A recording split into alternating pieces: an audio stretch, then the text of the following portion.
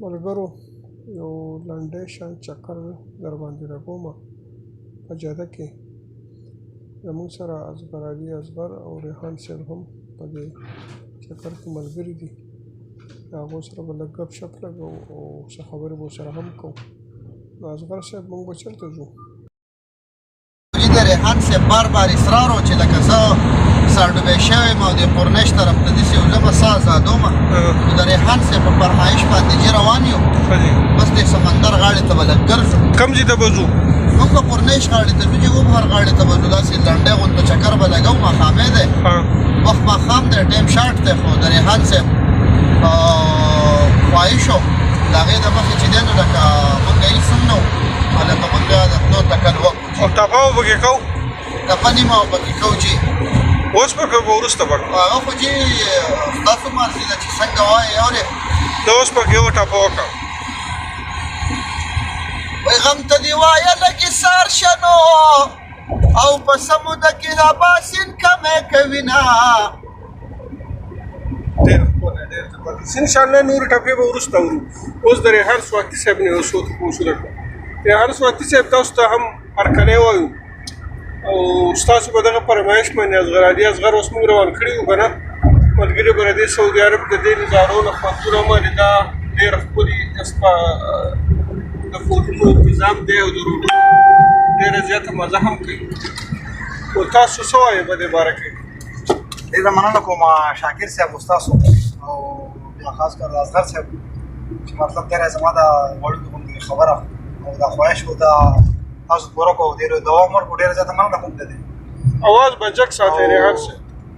ډېر زیات خوند کوي چې مطلب دا دی کله ناکله دا مسافر ملګري داسې روان شي، له کاره ستړي شي او مطلب دا دی چې ټوله ورځ خواري وکړي او بیا داسې ځان ته غوندې کې موخه وباسي او خپل ساه ازادېدو لپاره روان شي او چکر مکر ووهي. د دې سره د انسان دا دماغ چې دم دا تازه شي، بیا د کار دپاره هم او د هر څه لپاره کې او ډېر زیات خوند کوي، ډېر زیاته مزه کوي. ټپه به خپله ماحول دی. ټپه به راته کوې که نه کوې ټپه؟ ټپه خو شاکر صاحب ستاسو خواهش دی، نو ستاسو خواهش ټپه راته وکړه، په ترنم کې راته ټپه وکړه، په بل دوه درې وکړه چې تاسو زما دومره خواهش پوره کړو. ستاسو خواهش به اوس خامخا پوره کول غواړي.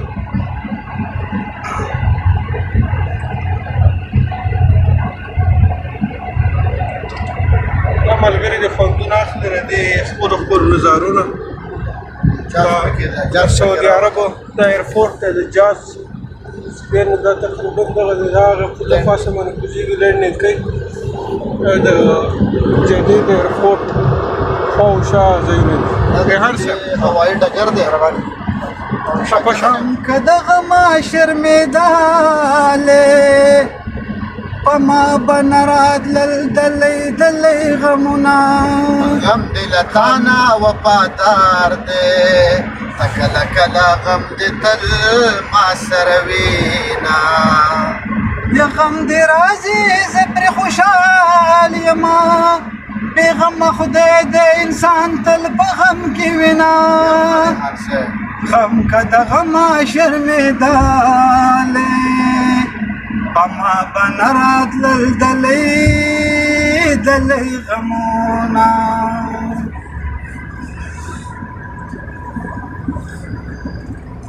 رازه رازه په ما دې راشه، د جانان غمه زه دې زه د عمر یمه.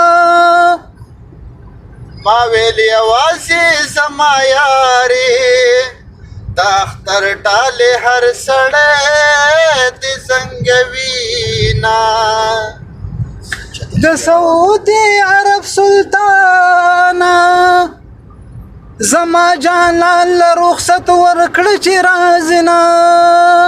د سعودي عرب سلطانه په جانان ما کوه درانه درانه کارونه. خدای د تیلو کوهان وچا کړي، عربیان خوار کړي چې جانان کور ته راځینه. ډېره لا ډېر ښکلی، ډېر زبردست. زه مسافر جانان له غاړه ورکوو. ډېر زبردست یار، ډېر ښکلی. ریحان صاحب ډېر